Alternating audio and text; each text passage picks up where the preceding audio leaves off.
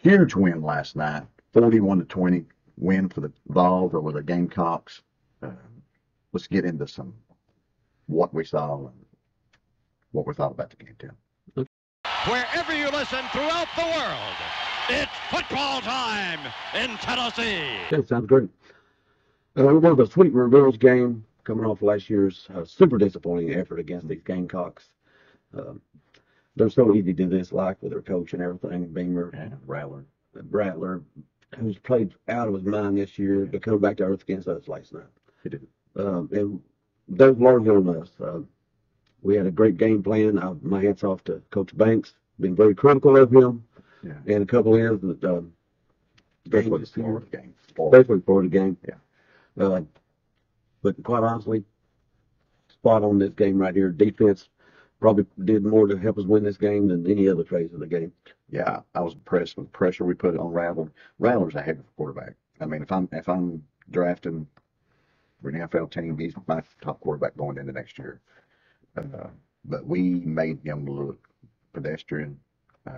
The pressure, the secondary played very well. Very impressed with the amount of times that they would have a dump off. We'd come up, we'd be there for that dump off, and we'd stop them.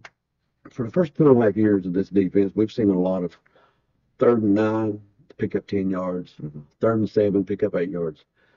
Last night we saw 3rd and 9 pick up 4 yards. Yeah, good tackling for the most part across the board. Let's start on defense a little bit. We've played some bad offensive lines this year, Bob. Yeah. And we've talked about this multiple times in podcasts of how we don't really know what we're going to really have on defensive line because of the quality of our opponents. And this is another game like last night, a poor offensive line. But we did exactly what you got to do against a poor offensive line. We dominated them. We really did. And, not to get into officiating, but I seen probably more holds last night than probably seen any of the other games, offensive line holds, that even one on the big long touchdown run. Yeah. Which I thought was a bust, but it wasn't a bust. It was a clear hold by the left guard on Aaron Beasley. Yeah. Egregious. I mean, should have been called. I don't worry about a lot of holds, but it's occasionally you will see one that's just plainly egregious. It screams at you like, how do you not call this one? Right. Because they're so out far, they won't be, in a big scrum. They'll be out there by themselves on an island, or in this case, by themselves about 2 yards downfield, directly about 5 foot away from the referee. Yeah. When you wrap up someone's back of the dirt, you put your arm on their back and a guy holding their jersey, I mean, that's a pretty clear wrap up. Yeah. But going back to what you were saying, the offensive line dominated them. The defensive line, I'm sorry. Defensive line dominated them. And I was saying they had quite a few holds. So we dominated them even more so than what I thought watching it live at the game. Well, we had a great push up the middle. We did. James Pierce, I don't want to get ahead of myself. He's looking like a player more and more every week. Yeah, he looks like a superstar. I could see him being an All-American next year. He gets a little bit more. If he continues to grow at this pace, I don't want to get ahead of myself, but let's just remember that name. James Pierce is playing like a star. He really is. And enjoyed him. That front four was able to get pressure all night long without blitzing. We talk about how the defensive backs really played better, and that had a lot to do with it. I mean, first 2 years here, we wasn't getting pressure if we didn't send somebody. Yeah. And that's one more guy now that we're dropping into coverage that's guarding somebody, and it shows. Yeah, I think that was probably one of the biggest things from last night. So we were able to get pressure with the front four, and if you can do that, I think you can get a little bit of linebacker help, and you can just cover better. I mean, you just that was huge, being able to play that way. If we can continue to play that way going forward, that would be huge. But I was very happy with the defense overall. Really no complaints there. We were able to get Elijah Simmons in there. So It was good to see him again. Big man like him, lower leg extremity injury. thought he'd be out till 2 or 3 more weeks anyway. Yeah. And like you was about to say before I interrupt you, Bob, with Norman Lott in a concussion protocol, you never know how long that lasts. So it's a good time to get Simmons back in front of an open date at that. He should be 100%. And I think Simmons probably will be, I mean, not Simmons, but Blount will probably be back as well. Probably. It's going to really help the interior of that defense. Yeah. Speaking of people being back, Cooper being back was huge, as we kept saying for week after week after week. I felt like on the offensive line, he just made things click. Well, we did. We seemed to operate more efficiently. He did well on secondary blocks too. We slid Lane over to guard, and he surprised me. I thought he might have a issue since he's been over about 2 months since he played practiced at the guard spot. And Mincy did well, starting right there, right tackle. Our offensive line, I think, by far had the best game of the year last night. Yeah, I did too. Hopefully, moving forward, it continues. Hope so. And I think, Cooper didn't. I reckon he played every snap at center. Now that's where I felt like. Yeah, that shocked me. That was impressive, and good open date now for him to probably get a little bit more in game shape. That was something else I wouldn't have thought. I bet he saw us more. I bet he is. Yeah, he gasped several times last night. It looked like.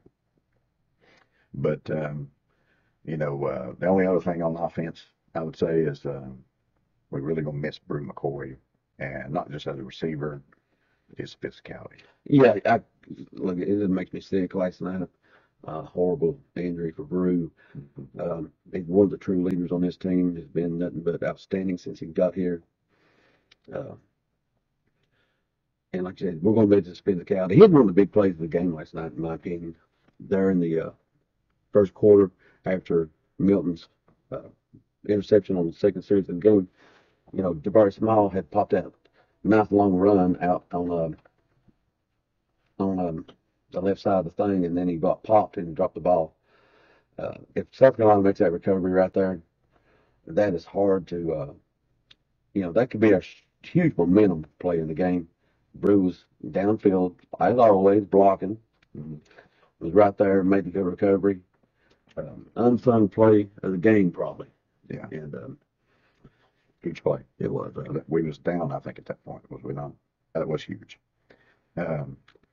Steve, what do you think? Any other big positives? I know Ross, 49 yards punt. Got to give him credit. We gave him some criticism. Got to give credit. Oh, he had a rough start the year. He's really bounced back so far. He's really become a weapon for us, I think. I'm looking forward to several more years of me some Jackson Ross. Yeah, that was nice. What any criticisms, Stan, for the game? Well, I mean, since we're on special teams, seems like we have miscues every week. We have great coverage, but how do you let Beamer, of all people, pull a fake punt on you? You know it's coming at some point. And yes, there was a little rub on that. You could argue pick, but I wouldn't have called pick on that. It was just a bad recovery off the rub. Yeah, it was. And honestly, that was the one thing probably bugged me more than that was there right at the end of the half when we kicked it out of bounds, when we had to already backed up 15 yards for the celebration penalty. They're starting out at the 50-yard line with 47 seconds maybe left on the. Yeah, you don't run any time off the clock for the kickoff, and you get the ball on the 50. And if our defense hadn't played so well last night, they could have grabbed some momentum off of that right after we had that huge. Yeah, going into the half, that would have been huge. I mean, our defense really stepped up. I think we got a sack that really stopped that drive. But you know what? Let me before I hate to interrupt you again, Bob, so I apologize for that. But I'll forget this if I don't. Another player who has been on the reception of a lot of criticism, deservedly so. Not a happier guy in the stadium probably than KAMAL HADDEN on his pick six. Everybody remembers his Black South Carolina game. Yeah. Oh God, do we remember it? Yeah. And remember this one. Yes. And I wouldn't say it was particularly good coverage by his spot. No, it was his pass rush. Good pass rush. James Pierce again. James Pierce. Or was it Josh Joseph on that? It was Pierce. Okay.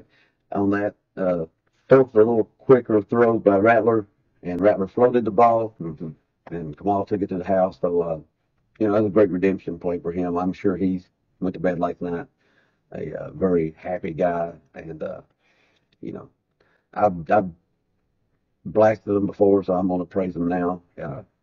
Way to go, young man. Yeah, that was a huge play in the game. Let's see. I guess the only other criticism I had, went to the game and you see things that you don't see watching it on TV, Oh, yeah. and vice versa. But one thing I noticed was how South Carolina, their coverage, they basically had no over-the-top safety help last night. We had just about every single pass play. We had at least one guy with single coverage up top. No safety help at all because the safeties was either inside and up trying to stop the run. And which is another reason why it's so important to be able to run the ball. But I don't know if it's coaching or if we don't have faith in the wide receivers or MILTON or throw it deep, because it was there. And or if it was just simply, hey, we don't have to. Maybe we just can run the ball. We had such good push on the offensive line, and our running backs are playing. Our three guys, really, that's a heck of a room right now. It is. I mean, it may end up being one of the best we've ever had. A long time. Yeah, a long time anyway. Yeah. A long time. That's a really nice complement of players, and we'd hand it off on 3rd and 5 and pick up 7. So, but I did notice the same thing. I was surprised they was daring us to go one-on-one outside, and other than the one score white, we really didn't attempt one. Yeah. Anything else, Tim, you want to talk about? Oh, definitely some more. There's more to go, KAMAL. Let's hop on to recruiting real fast. And I mean, last night was a big recruiting weekend for us. It was huge. We had 2 official visitors, 124 unofficial, and several committed players and some 25s. But the Stars probably had to start with Jordan Seaton, who was an unofficial visitor last night. Might be the top offensive lineman tackle in the country. He loved it. Had a great visit. Well, we thought we made a major move on him. If you look at it, if you watch our last episode, coming into this weekend, we looked like he canceled an official visit to Oklahoma, came here unofficially, was working on setting up another official visit to come back. Blew him away, my understanding, both in the crowd and tackle play last night. Yeah, he was really impressed with Campbell, how well he was playing. I think we ran this one to the end now, I think. We went from the outside into this core group, I believe. I do believe, yeah. There wouldn't be a bigger get in this entire class than Jordan Seaton. Huge, yeah. We need big-time offensive linemen. Yeah. Our 2 official visitors last night, Bob, going into it, we thought we probably was in the catbird seat for KAMAL. Mm-hmm. Have you heard anything on him? Yeah, I reckon he had a great visit. Loved everything about it, and was really watching wide receivers. I think we went from being, Could we be on commitment watch, or is that a little bit far off? I think so, possibly.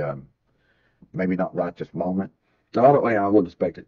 But I think we went from being like maybe a 55-60% chance of getting this guy to maybe 70, 75, 70, something like that. I think we're clear later now, I believe. He's somebody who's a big-time player. Georgia wants him. Several others. A&M, I think. Yeah, big club player with him. So, yeah, he's a guy you definitely want. The other official visitor be Daniel Hill, running back. We've really been third in that race for a long, long time. It's been an Alabama, South Carolina battle for this kid. And it was nice being able to get him in here against one of his leaders and spanking their tail right in front of him. How big a move do you think we made for Daniel Hill? I think Bama's the team to beat here, and based off stuff I've heard and from the internet chatter. But I think we may be number 2 now. At least give us a puncher's chance, So we really moved up into an actual in the mix, because I really consider that that's still a long shot, I think, because Bama, I think, is the leader there. But and it's hard to get running backs from Bama. It seems like they just I mean, look at the last 10, 15 years. You know, they got too much. The NFL's dotted. Look, NFL's dotted with Alabama running backs. Yeah. So obviously, you know, that's an easy recruiting angle. And they seem to really want him, which makes us really want this guy. Bama wants this guy, you know. Well, yeah, I mean, he's a quality guy. You'd love to get him, get a second running back in this class. But a lot of 25s, 26s in here. We just like last year, you know, we had the Florida game, we had the Bama game, and these guys, you know, went from not looking at us to really putting us in the mix. And I'm sure last night was another big game just like that. Great crowd. Yeah, the environment means so much to these kids. I don't know if it gives them a swing to their way, but man, I tell you what, when you have a great environment, it does make a difference. Well, you can become, I mean, one guy comes in for a free visit. Let's be honest about it. If I was 17, 18 years old, I'll take all the free visits I can get. But then you knock it out of the ballpark with us like the blackout last night. Yeah. And, you know, you go from, hey, I'm taking a free visit to, oh crap, you know, I've got to look at Tennessee on a serious matter. No, it happened a big time in the Florida game, I mean the Alabama game last year. Yeah. So many of them kids mentioned the environment in that game. You know, we had a lot of recruits at that game last night had never been to a Tennessee game. Yeah. And they came away very impressed. Right. It puts you firmly in the mix for these young kids. Yeah. Now we've got a long way to go, obviously, but we did what we had to do last night.